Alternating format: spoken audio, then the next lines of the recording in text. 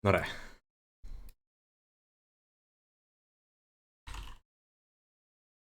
Itt van amúgy már, hogy úgy beszéltetek egy csomót, akkor megnézem a videót, de amúgy valószínűleg nem lesz benne semmi olyan nagyobb dolog, új dolog. Hey guys, Exile here with yet Holnapra. another Detonate That Ignite Elementalist guide, this time updated for 3.22, Trial of the Ancestors. I will say this build pretty much Én nem changed tudom, Geri. absolutely nothing from 3.21 to 3.22. The only difference being is that in this guide I will be having a couple different versions of the more endgame POB so that people who want to play with a more damage-based DD setup can do so, because I will have multiple trees. But yeah, nothing much has changed. It still has the smoothest, or it still uses the best leveling skill from 1 to 28, which is Rolling Magma. And from 28 to Maps, where you run the Armor Brand and Cremation, it's pretty much the strongest two skills from 28 to Maps. And then when we get to Maps, we swap to a build that has the same Sanctum damage se lehet. of Ja, T1 hát maps mondjuk as Zizera it mondjuk does in meghalt, T16 meg maps, más is so meghalt Sanctumba, you're gonna úgyhogy... have no problems getting your úgyhogy... void stones, and especially sure in this about league, that. that essence is on the map device. It's even better because if you use Trial of the dual Ancestors, essence vagy valami node ilyesmi. on your Atlas tree, you can kill the second essence and detonate the second essence's corpse and kill the first essence with that corpse, essentially. So it's really nice, and it just also makes it nice so we can do essence even more this league than we could in the past. But yeah, with all that being said, I'm going to get into a bit of the mechanics of DD and explaining how it works. So if you already understand how this build works, then you can skip ahead in the video. I'll put some timestamps. Nagyjából ugyanazok a buildek vannak, amik az előző That ligában. being said, first thing we're going to go over is the Spectre. So you have a couple options here. You can use the golden guys in Solaris Temple level 2. The only thing that's good for is it basically just lets you see the corpses easier because they're golden. But Katava Herald is the exact same thing, it's just harder to see. So we're going to go grab a Katava Herald. So you come to Act 10, you put your Spectre gem in, which I have already done, and then you can just spam Desecrate as you go in the canals until you get your Katava Herald. Make sure you have your Enable Corpse Targeting keybind on, mine is Shift P, so I'm just going to spam Desecrate and look for a Katava Herald. There it is, and then press my Spectre keybind. Oh, this is like stretching my hands on the keyboard. Boom. Alright, we've got our Spectre. Now we can go back to our hideout, and I will explain how the build works. Alright, so you don't have to Desecrate or anything once you take it as a Spectre. You're kind of chilling. I'm going to put my gem back in, and it will pretty much always be in your corpse pool forever now. Okay, I'm going to quickly showcase, I'm not going to do the full Maven, I just want to show you guys how the build works with its interaction with defiled forces. So essentially, we are going to Desecrate, Detonate Dead in the hopes of hitting our Spectre Corpse, and once we hit that Spectre Corpse on the boss, we are going to use our Arcanist brand to refresh that Ignite from our Defiled Forces node pretty much indefinitely. I will say there's about like a 1 to 1.5 screens where if you get too far away, the Ignite will fall off. And you also have to make sure that you keep your Arcanist brand in the enemy, so it lasts for 3 seconds. With Malevolence on, it lasts for 4.2, so as long as you keep your curses up on the boss, you'll pretty much keep refreshing that Ignite. So, just going to show how it works. This is an Uber Maven. I'm not going to full kill the boss, like I said. I just want to kind of show you how the build functions. So, we're going to put down our Arcanist brand, and we're just going to start fishing for a big Ignite. So, we just go ahead and spam the DD. It's a little annoying with Diadem, but... When I'm ready, I'm not. that one looks like a decent sized Ignite.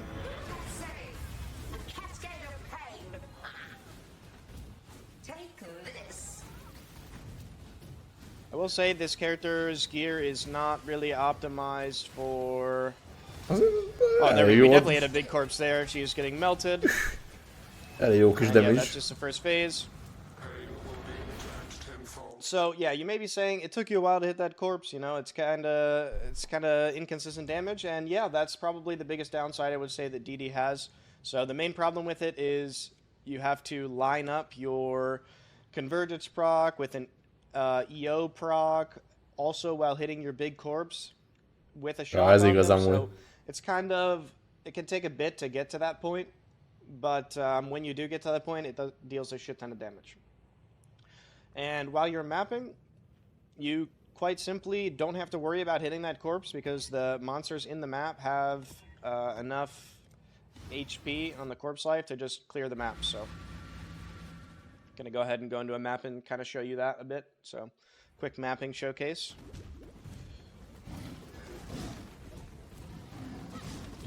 Oops, clumsy me. I will say this character's gear is probably like day 3 in Trade League. The diadem is kind of just sitting there because I set this character up leagues ago. You don't really need diadem at all. Chance.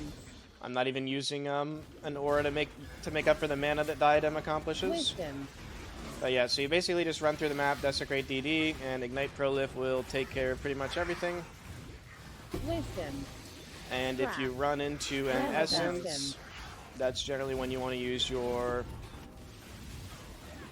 Rashield. Vol Rashield. Detonate Rashield. Dead, Ja. like this. First one will die, and then the second one Rare instantly weapon. dies. Pretty straightforward. Very smooth to map with. It even becomes more smooth to map with when you have haste equipped. And yeah, that's kind of how the build works. And then we'll move over to POB a bit so I can talk about the gear and talk about the trees. Alright, and now that we're in the POB, I wanted to talk a bit about the leveling. Now, I do have a full leveling VOD, so I'm not going to go crazy in depth for this. If you want to watch the leveling VOD, it is on my channel, probably the last video I uploaded. But yeah, we pretty much just start out by grabbing Firewalker Life and getting the really early Fire Mastery. And then from there, we pivot to going toward the left side of the tree for Templar. We grab EO. After that, we grab the Aura Wheels. You can kind of follow my steps here. I have a shit ton of trees to show you guys. And as far as the skills are concerned, I have the Stormblast Mine set up still in here, even though I prefer the Rolling Magma at this point. But if you hate it, then don't feel free to use Stormblast Mine. But yeah, so we're pretty much just going to run Rolling Magma, and we grab our auras level 16 until 28. At level 28, we use Armageddon Brand Cremation. I have a bunch of link options in here depending on the colors you get, so just kind of play around with that based on what 4 link you get on League Start for both skills. Unfortunately, there's not a good green for Armageddon Brand, so yeah, that just is what it is.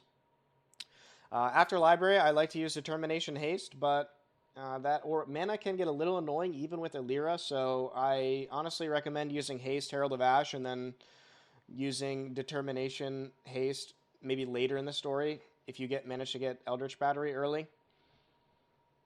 You just kind of have to play around with the mana and what you prefer. If you're an HC, you can just not use Haste past like Act 5 and just use Determination instead, just to be more safe. We have Wave for our exposure and Arcane Surge Flame Dash, just linked together. And then randomly we can just have Desecrate Flame Wall. They don't need to be linked or anything. And then our Shield Charge. So pretty gem intensive early. You got to really look for those sockets. And the lab order is pretty much Shaper of Flames into Mastermind into Heart of Destruction into Bastion. So that's pretty much what we're going to go for. And that's kind of how the leveling works. And then we pivot to the day 1 to day 2 setup. And I'll talk a little bit about the gear and show the damage that you get with that gear. So early on, you really want to get a exposure pair of gloves as fast as possible on your implicit so that you can stop using Wave of Conviction. We have our Wave of Conviction in our Arcanist brand pretty much until we get that exposure, and then we just drop that gem and replace it with Flame Surge. I have a 5 link in here just to kind of show how much damage you'll be doing pretty early on. And then talking about the gear here a bit, most items are just going to be 2 mods with a crafted mod, maybe 3 mods with a crafted mod. I tried to keep it a little more basic this time around. So for weapon, you want to search for like basically these 3 mods. Spell damage is useless for us, so don't try to get that. +1 is pretty bad as well, so don't go for that either. And then for For most of the armor items, it's going to be one res suppression and then crafted life. So that's the shield here. The helmet is a similar idea. You want to get the fizz as fire implicit pretty quickly if you're playing in HC, and you can also, if you get life on this helmet, you can craft Fizz's Ellie. Chest, we just want defensive stats, no life because we're going to take the life mastery, and then like a res and crafted Gravicious mod. So you want to get something similar with like 3 or 4 of these mods. Gloves, typical suppression, res, life. Boots, I didn't put suppression on these because I didn't want to put suppress on every item, but yeah, just life, res, crafted move speed. Amulet really wants something with damage over time multiplier early, and I like to annoyance suppression early on just to get to that cap sooner.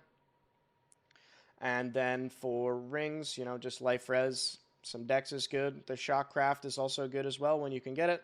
And one thing I changed this time around is I put a crystal belt in the POB just to help solve our ES problems with using our divine blessing early. So use the crystal belt and don't be afraid to like craft ES or use like a ES evasion hybrid base here or there just to get enough so you can cast your haste or malevolence. And yeah, that pretty much wraps up this gear.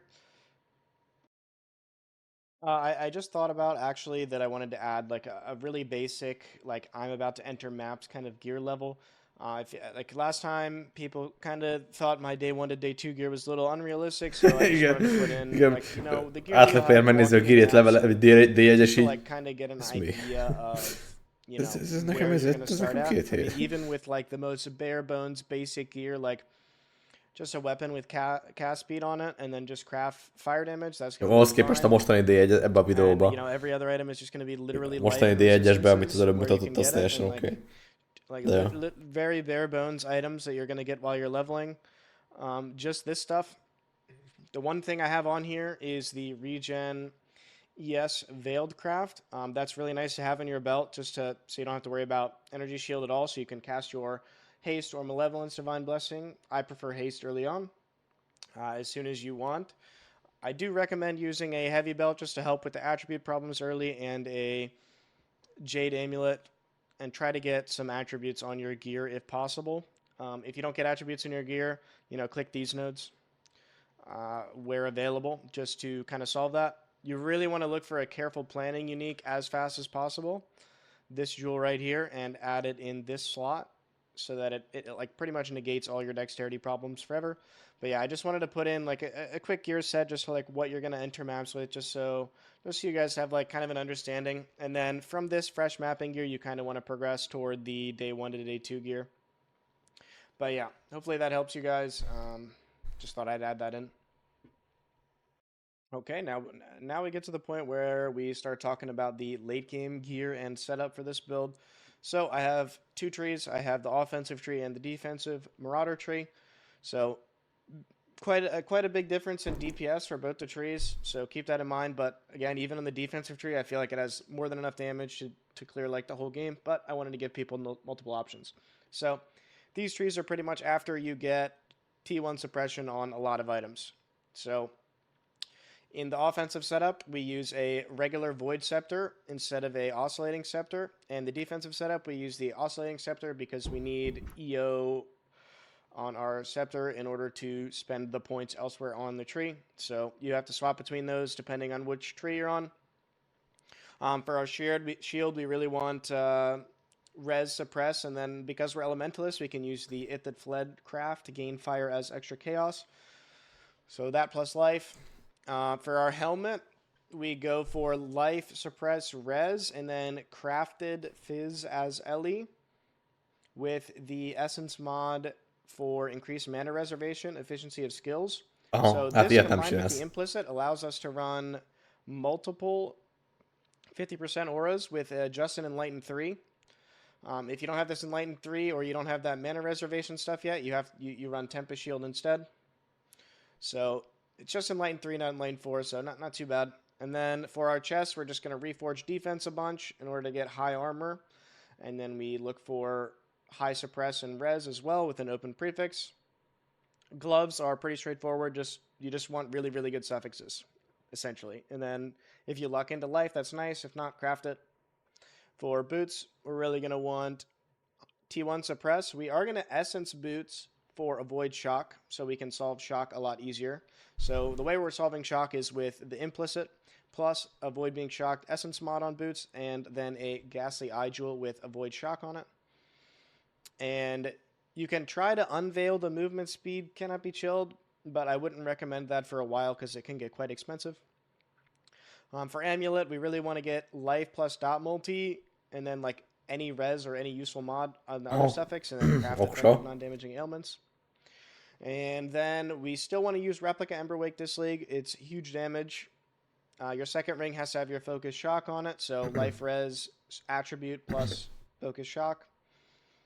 And belt, I like to go for a Hunter Stygian Vise with life percent life and the chaos res. You can get a shit ton of chaos res just from this belt, and it's a pretty deterministic craft. There's a chance you could get 6 mods and brick it, but if you need help crafting this belt, feel free to ask me. It's not too bad. It also another thing that can get kind of expensive. It's probably going to be like anywhere between 14 and 20 divines, I would say, to craft this.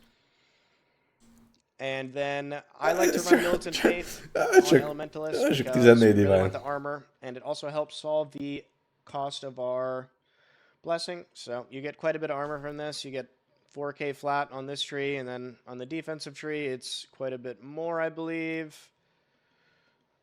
5k flat. And then careful planning in trade solves our dex problems pretty much entirely. And yeah, we just want a life dot multi jewel. So that pretty much covers the late game gear. Now, I want to talk a little bit about the new support Sadism and why I don't think it's worth running, at least on Ignite DD. So, the main problem with this support is actually the 80% less duration of ailments. So, the main issue with having really low Ignite duration on DD is that when you run into, let's say, a Fire Ignite resistant rare, it can, with Sadism in, it can essentially become a problem because your Ignite will just not exist on the target because the duration is so low that it just doesn't work. So that's the main issue with it. You can use some investment with Sadism in order to get your duration high enough, but at that point, if you're investing so much just to get a support gem to work, it's just not worth it in my book, and you're better off just doing the tried and true Replica Emberwake plus Swift Affliction setup.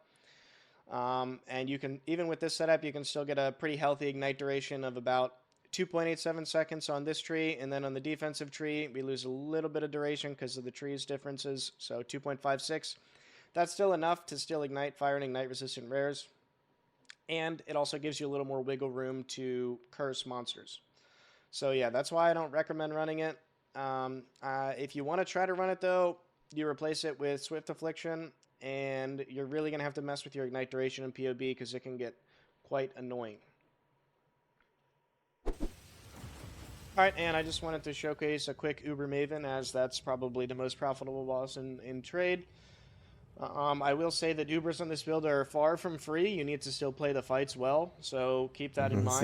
If you want to farm Ubers instantly and like one-shot them and not actually have to do mechanics, this is probably not the build for you. This is a more defensive setup, very defensive tree, not a lot of damage. So that's probably... Alright, and I just wanted to showcase a quick Uber Maven, as that's probably the most profitable boss in trade. I will say that Ubers on this build are far from free. You need to still play the fights well, so keep that in mind. If you want to farm Ubers instantly and like one-shot them and not actually have to do mechanics, this is probably not the build for you. But yeah, this is a more defensive setup, very defensive tree, not a lot of damage. And I'm running Eternal Damnation, so even losing damage from the amulet. But this is the gear. I think it was like 5-6 days of GSF with some friends. The diadem is not required at all. That's accounted for in the POB, but I'm just wearing it on this character because I don't really want to break it. You do swap out Grace for a Purity on Ubers, in my opinion. So that's what I've done. I put in Purity of Lightning over our Grace. And yeah, with that being said, let's get into Uber Maven. I would say this is probably the easiest Uber for DD. The other ones are quite a bit harder and you do a lot less damage.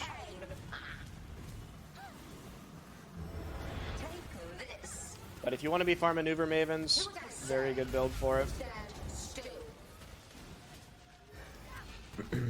Boom, first phase. Exarch is the a takony az hardest végig unit to ott van, farm, but nem? luckily Exarch doesn't drop anything good because my boots suck. Haha!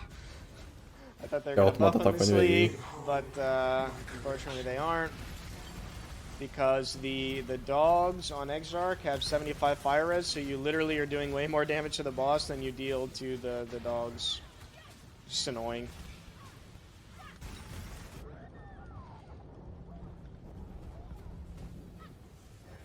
I will have what I want. This will not be an escape. Sometimes if the ads are really bad, I will just use a Vol DD on them. But I think these ones are okay. Top right, top.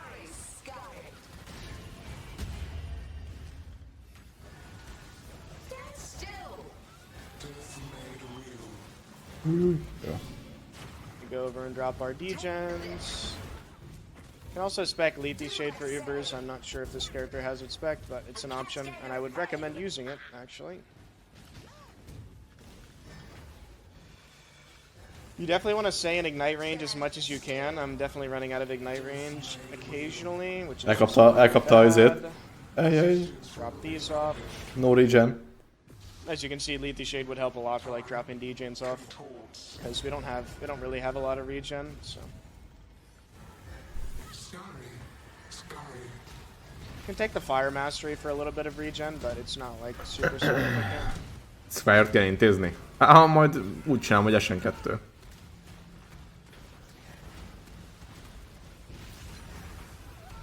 I will say I tend to overcast my DDs a lot more than you should, but I would just rather try to go for the procs aligning kind of scenario. We got the Quinn pattern, nice. Scurry, scurry. Green pattern. Alright, we're gonna wait till she teleports and did a Vol DD with my shock and focus. Huge damage. Gonna drop these off after this cascade. Hopefully we can keep the ignite on her while we drop these. I don't think we're gonna be able to. I don't actually know if it's still on her. Ez nekem She's amúgy. using health still. Maven definitely very good for DD.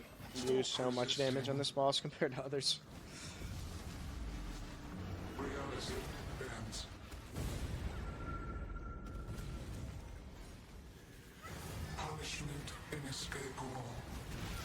I'm just gonna Vol DD. Azért nincs elég damage amúgy? Mármint... Van elég damage de nincs elég damage mármint hogy sokáig kell harcolni azért.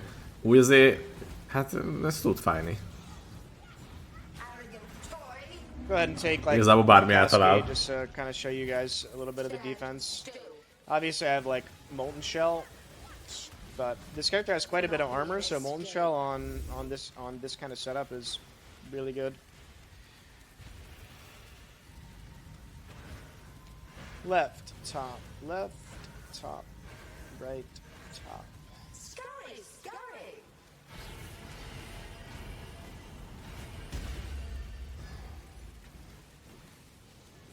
Cascade surely someday. Ja, vágom.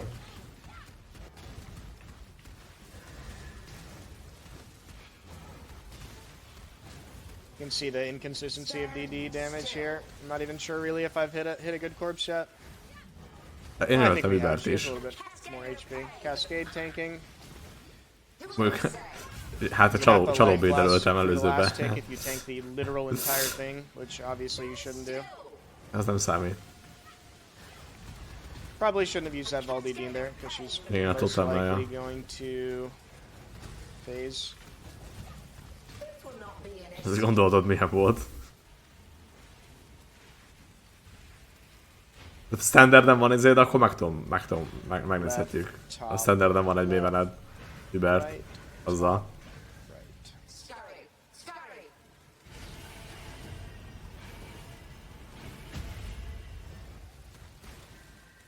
Stand still. I don't have Life Fast, and I don't have the Pantheon to give me Life Fast back, I think, so we're just gonna have to kind of game on this boss. Take this. Abba biztos, hogy halna. Still. Game it up a little bit, you know. My shock, unfortunately, was out of range there. I think we should be okay. Just need to not...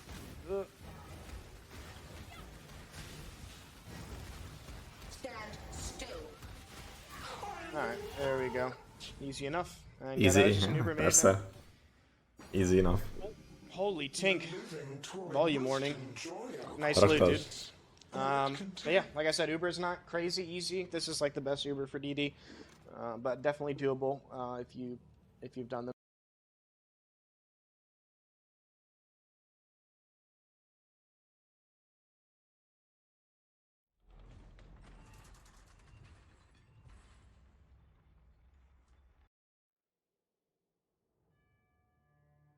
Disconnected.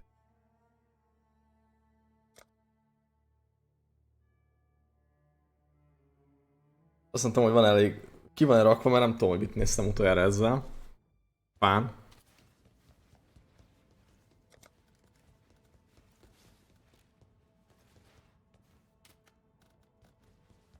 Három.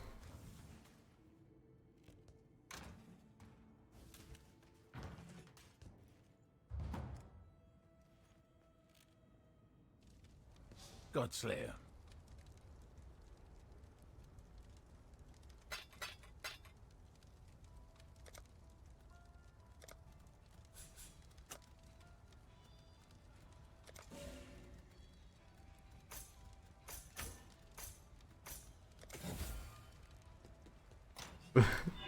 De ez most nem ér. Tudod, mikor csináltam ilyet utoljára?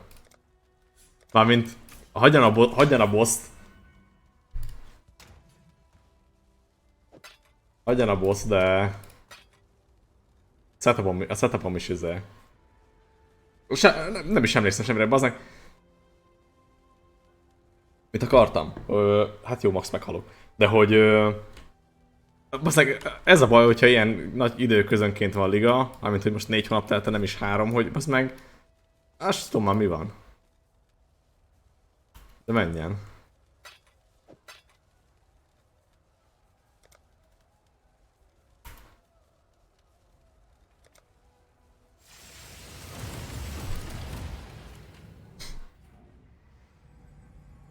Azt tudom, mik a gombok ennek. Ó, mindegy, nem számít, nem?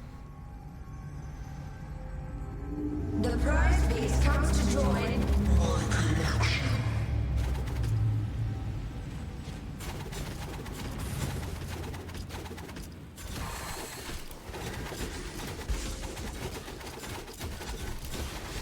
Take this. Pain will be returned tenfold.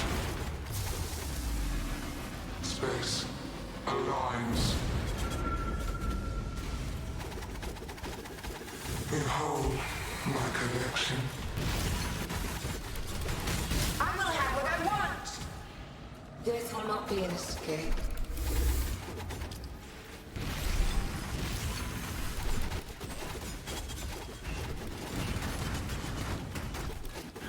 Scurry, scurry.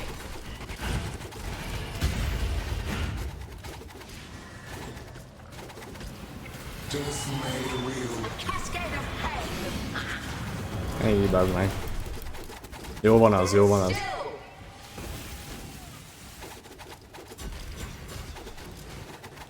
Do what I say.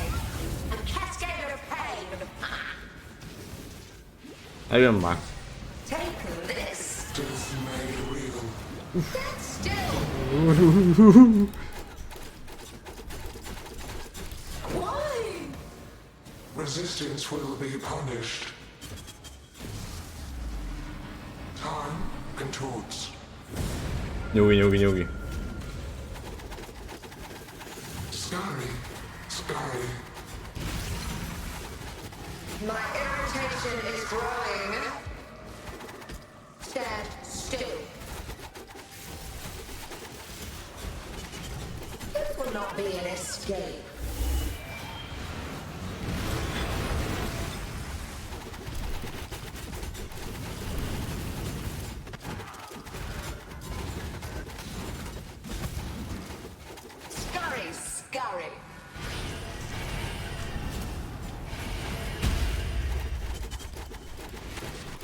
Stand still.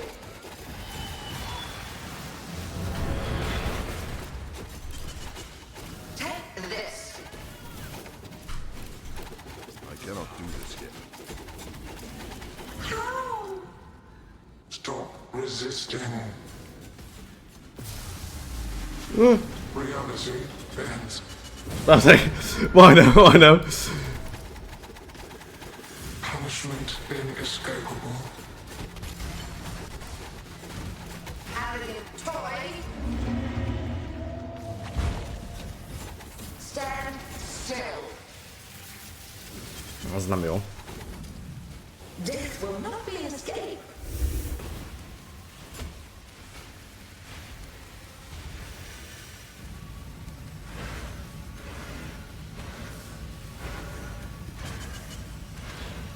Scurry, scurry.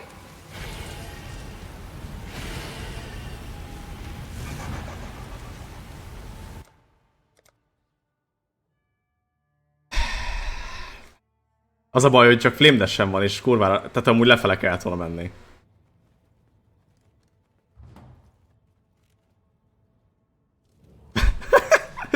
Hát most már meg kell csinálni halál nélkül nyilván.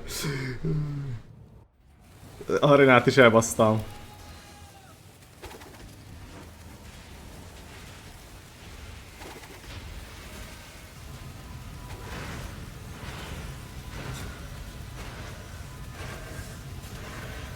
Scurry, Ez az egész, scurry. ezt nem... Lef volt?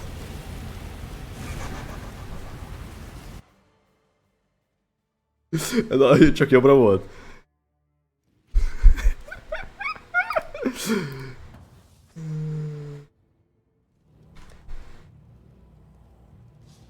Jó, nyugi, nincs vége.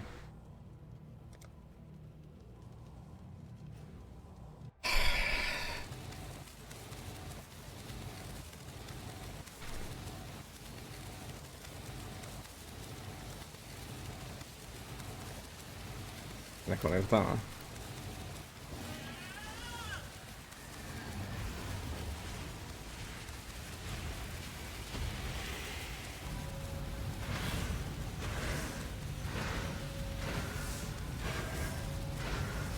Scurry, scurry. Na tessék! Stand still. My mana is gone. Az baj, mi? Death will not be an escape.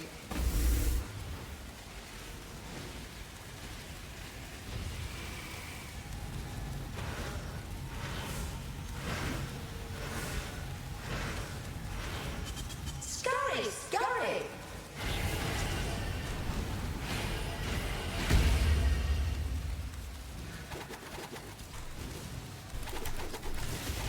Stand still. De nincsen manám kasztolni, vagy mi ez? A cascade of pain. Take this. Stand still. I cannot do this yet. Jó, ez elég már. Ugh.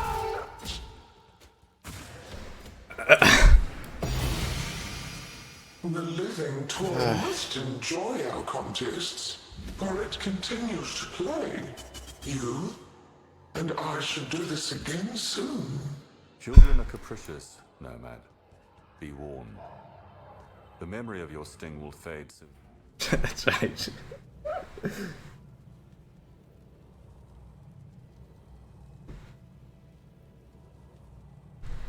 Hát ez most standarden volt.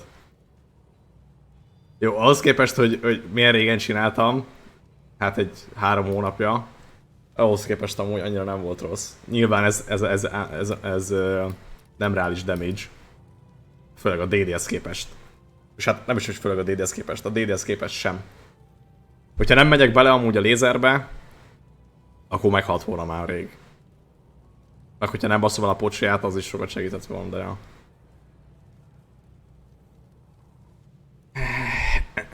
Holnaptól lesz ide gyakorolni.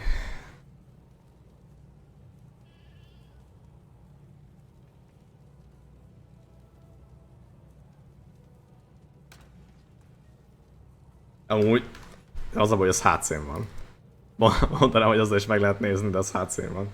Meg lehetne meghalni, meg lehetne. Hol van? Én szerintem DD-t, ja. De ezzel a karival szerintem... Még ezen sincs rossz gír. Sőt. Még sok nincs. Ja, de van sokkom is van. Hát akkor mindenem van. Jó, nem minden. Lehetne jobb. Ezzel a gírrel.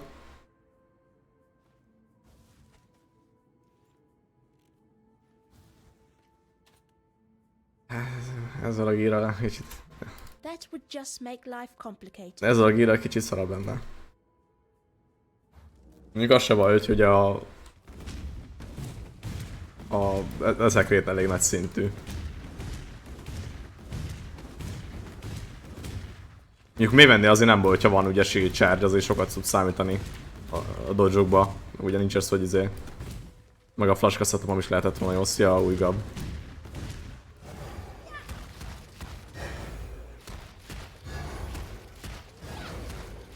I need more mana. Szerintem, ja.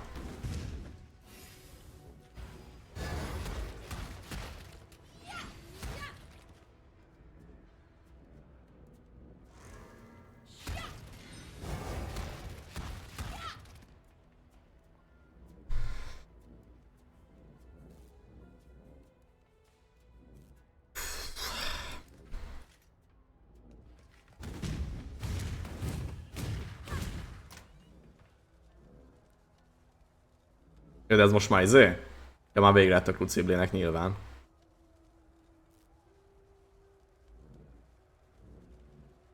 Igen. Ahogy szoktak, kitava Heraldot.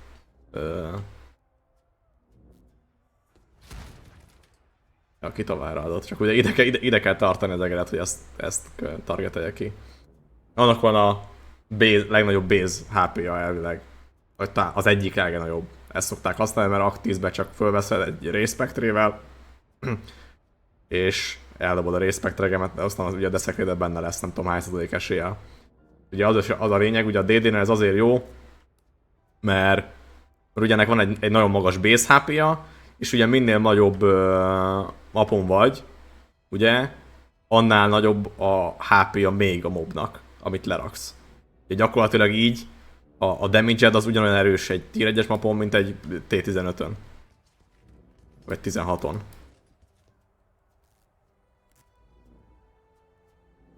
Ezért szeretik nagyon a DD-t.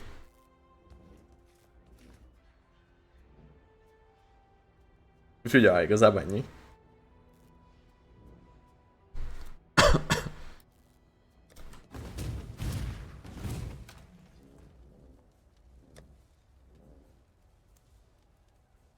Itt azért hátszín, sima hátszín azért vannak itt dolgok.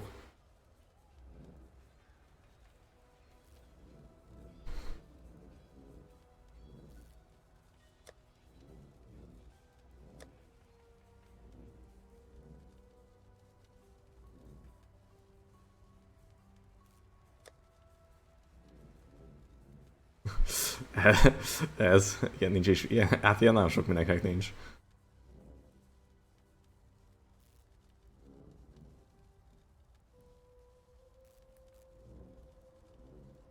Igen?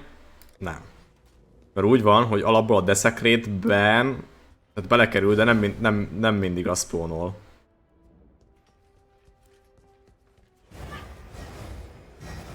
Itt most lehet, hogy az spawnol mindig. Mert ugye itt a hideout vagy. De hogyha, mit tudom én.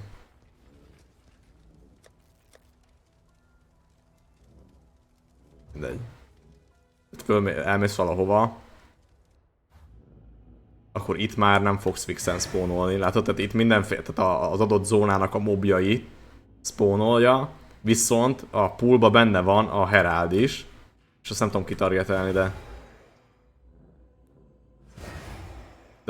ott van.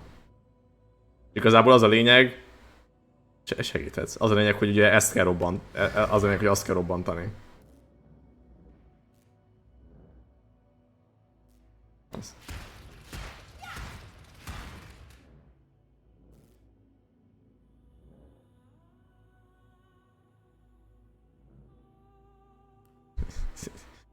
Így basszeg.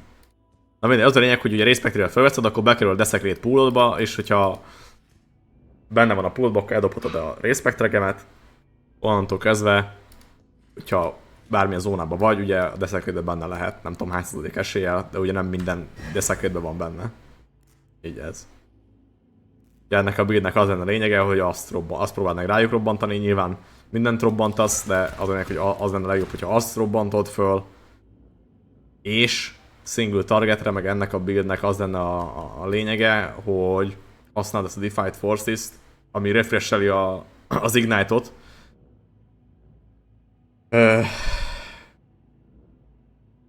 Hogyha megkörszölöd, ugye.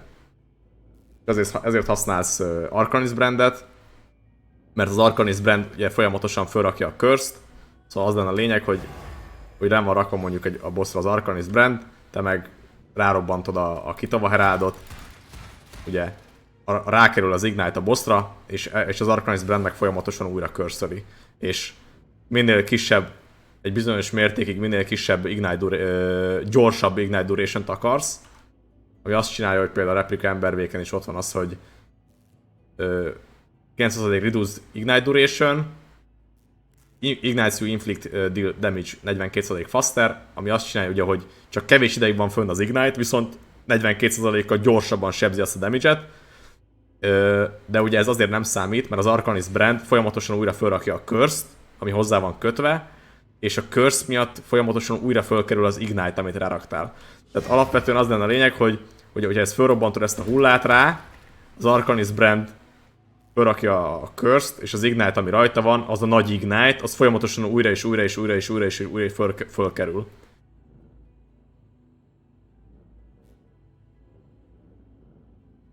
Ja. Igazából így ez. Lenne ennek a buildnek a lényege. Ja, de ahhoz ugye kell ez a Defied Forces.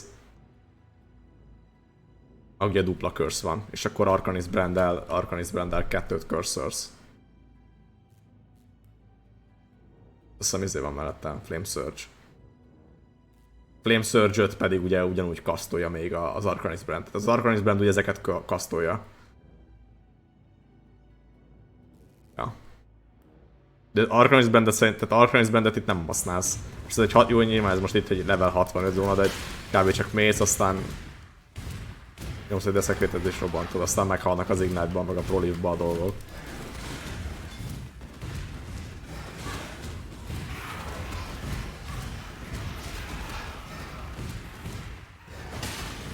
Ja.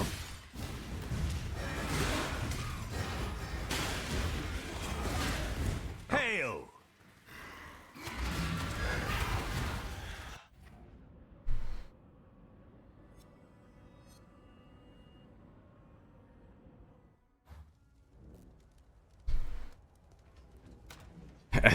Szerintem Eternal Orbom nincs. Szerintem ez a egyik legértékesebb dolog, ami van.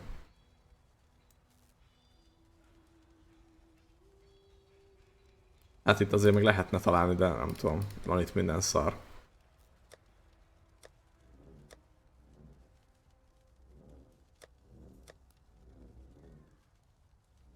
Ilyen.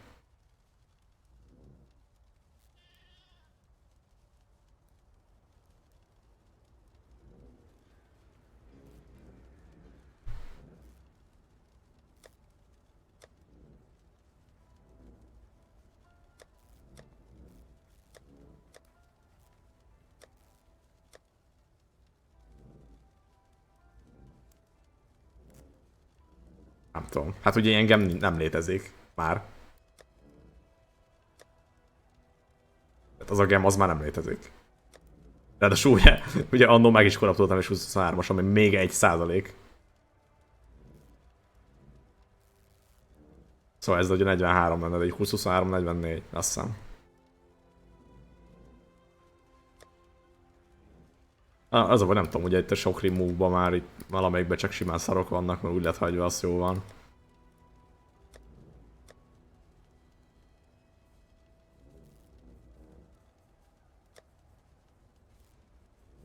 Hát nem tudom.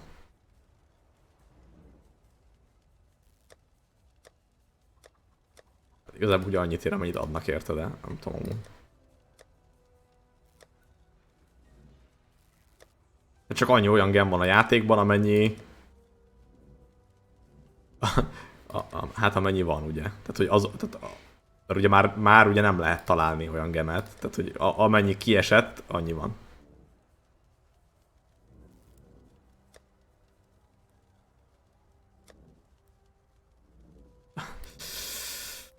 Upclear stream. Hát az... igen. Yikes.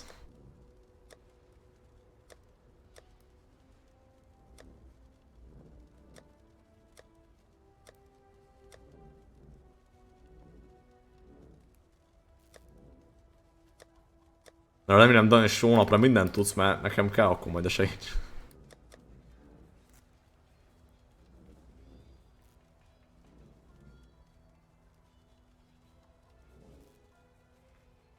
Kedvenc ligám? Hát amúgy nem tudom. Én az ultimátumot nagyon szerettem, meg a Breach-et is.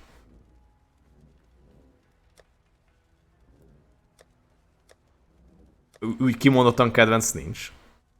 Sok jó volt, én azt mondom, hogy sok jó volt.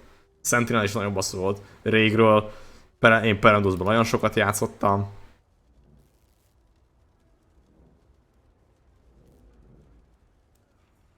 Legacy-ból is nagyon sokat játszottam. Harvestben nem játszottam egyáltalán. A Legionben se játszottam, mert volt egy olyan bug, tehát volt egy olyan bug a ciklonnal, hogy mit tudom én, too many actions-szel kidobott azt, hogy 2 hétig nem evitották, aztán inkább jól mondom, hagyjuk.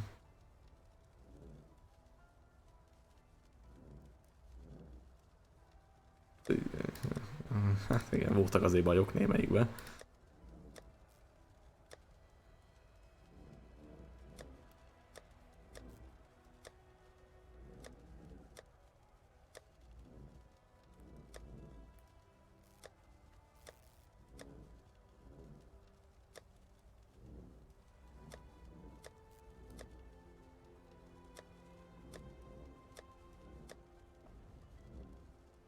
Volt egy tab, amiben voltak ilyen cuccaim izéből, de... hát nem tudom már hol van.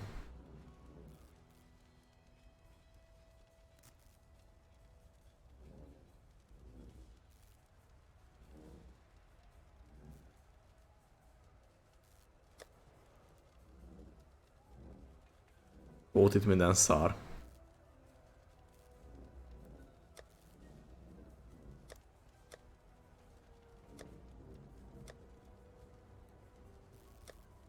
Ezek a tabok. Fekete puty, köszi szépen raidet, hello mindenkinek.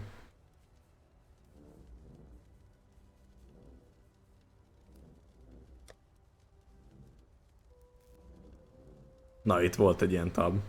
Világítósok.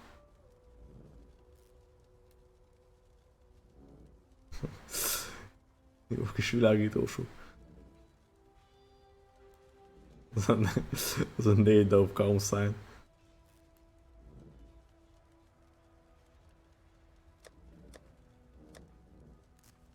Ó, FL már a ledge, világítós.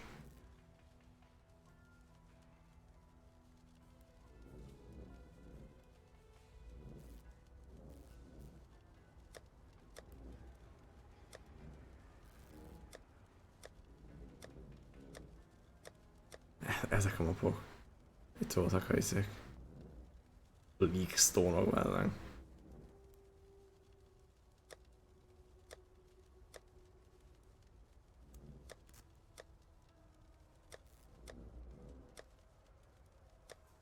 Az a Diablo meg van néztested.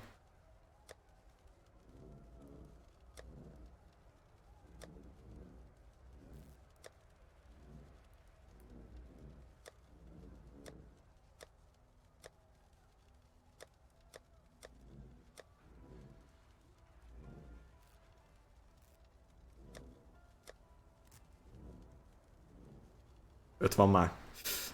Ezt most beszoptam.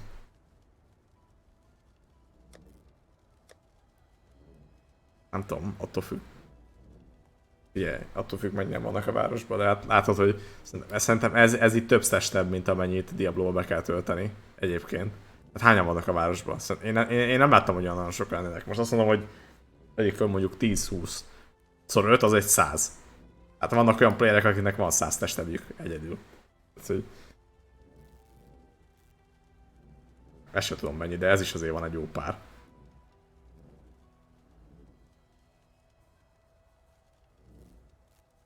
És a városból is meg tud nézni őket, tehát nem is csak az van, hogy mit tudom én, hideout only.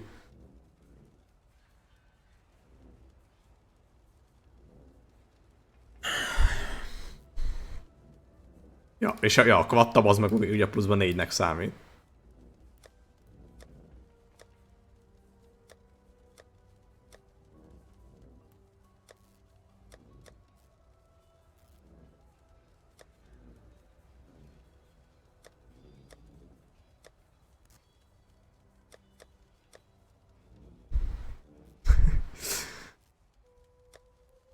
Jó kis heist kontraktok, igen.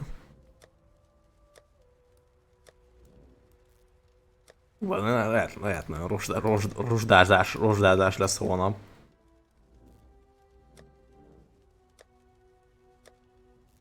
Majd Dan is segít, Dan is nagyon nagyot megy. Na, akkor itt már nézegeti. 10-től.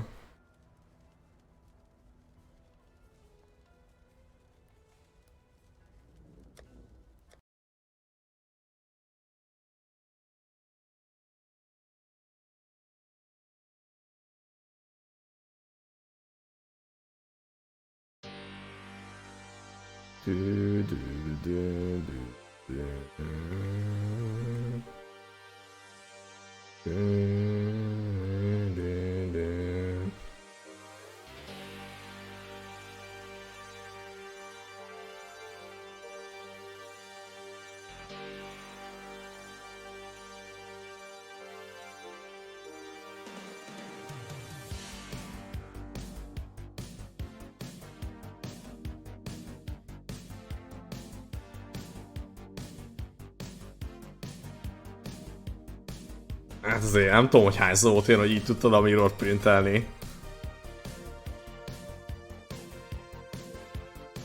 Ja, utólag megnéztem, ja.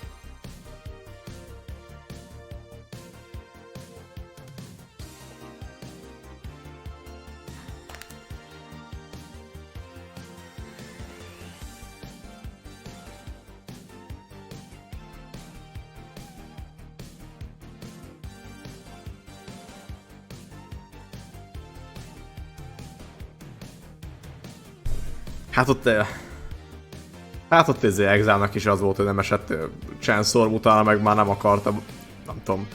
Ott néztem és aztán gondolkodtam, hogy amúgy nem érte volna meg. Amint volt, tehát később, amikor már késő volt, lett volna currency-a váltani Chainsaw-bot és visszamenni megvenni a Cremation-t? Azt hiszem Cremation-től. Csak utána már szerintem úgy döntött, hogy nem éri meg visszamenni, trédelni a vendornál, Chainsaw-bot és utána még kivenni, visszamenni, berakni és úgy menni tovább. Azt is inkább Rolling Magmával nyomta, vagy mi ez, Magma Orba, nem tudom mi a neve már.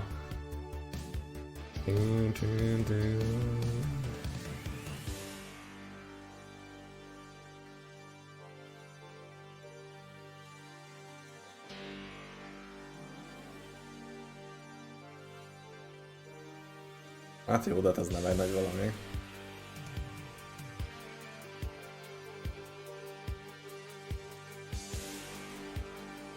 HC-n kell szerintem.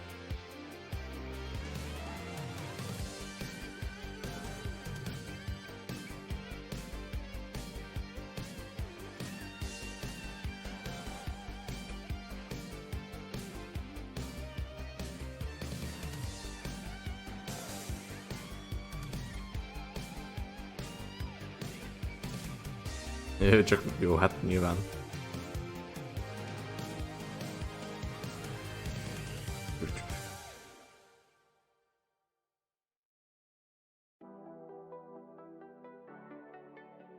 Aster kapitány. Aster, Eszter, gom.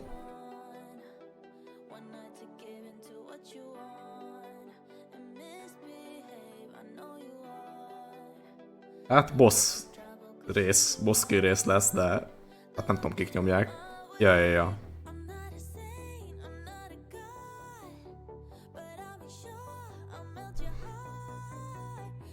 Ugye nincsen új Uber, vagy nincsen új boss, új endgame content.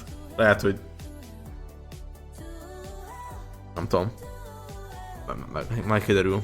Meg most a rewardok se annyira imponálóak. Azt hiszem. De ja.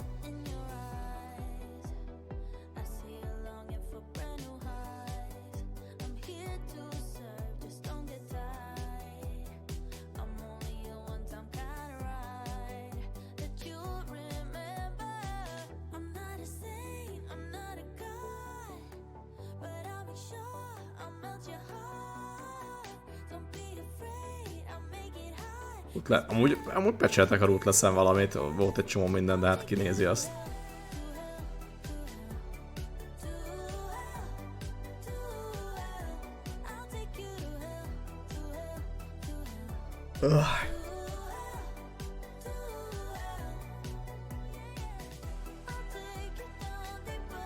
Amúgy lehet, hogy most nem is kezdek bele semmibe, hanem megyek, azt megcsinálom úgy, hogy este jó legyen. Holnap estére jó legyen.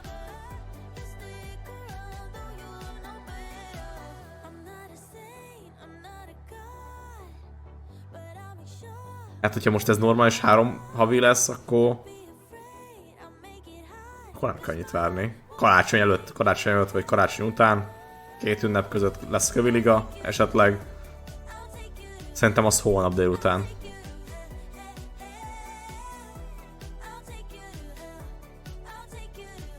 Nem, én azt szerintem az nem jó. Az még az okés, hogyha fönnmaradok, de akkor is föl kell, tehát én inkább fölkelek korábban, és utána délután alszok egy rövidet. Szerintem én úgy kipihentebb vagyok, mint hogyha fönnmaradok, az, tehát ugyanúgy ez szar, mert ráadásul Dóri is, meg Mogyi is itt fölkelnek, én tudom, nappal aludni kényelmesebb egy ilyen délutáni kis pihenőt, mint rendesen. Hát akkor inkább, nem tudom, lefekszek normálisan, fölkelek korábban, és akkor délután alszok egy rövidet. Egy másfél órát, vagy ilyesmi. És akkor estére jó vagyok.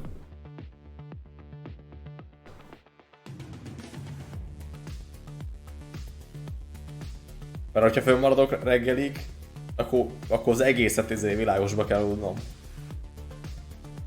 És még világosba is kelek föl. És utána meg sötét lesz, és akkor így jó, aludtam, de nem tudom. Egyik napról a másikra legalábbis. Kicsit olyan, hogy így... Hát így is fönt kell maradni, hogyha fönn akarsz maradni, de... Nem tudom. Emlékszem, amikor Saki mondta, vagy mesélte ugye, hogy milyen kínzási módszereket alkalmazott saját magán. Jó, majd jó legyen.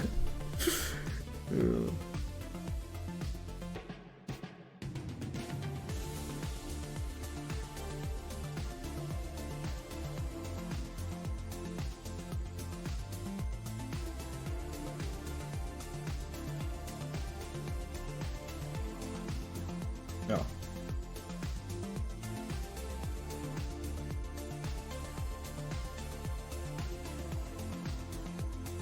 Na jó, én azt mondom, hogy megyek. Hát holnap este biztos.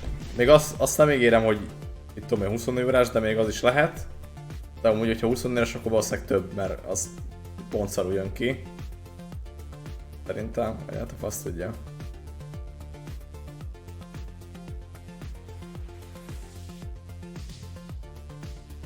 Ja, mindegy, majd az holnap kiderül, de tehát holnap este biztos. Ja, mi hátszit szoktunk játszani, csak. Legalábbis én. Hát csak az túlzás, de csak, ja.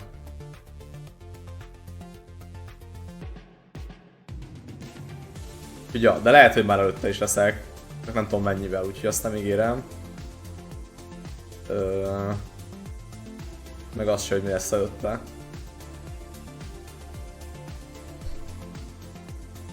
Jó. Úgyhogy, ja, gyertek. Meg hát remélem jöttök. Megy egy raid akkor, és ennyi. Jó? Ha valaki meg, nem tudom. Itt majd úgyis hónaptól úgyis nagyon sok okos poénjátékos lesz, aztán itt, hogyha valakinek kell valami, vagy valaki szeretne tudni valamit, az majd tud kérdezni. És remélhetőleg tudunk is jó választani. Na jó van. Köszi mindenkinek, nektek is, aztán hónap. Hát mindenképp. Annak is, akik kamobulizok meg ilyenek. Na jó van, majd erre.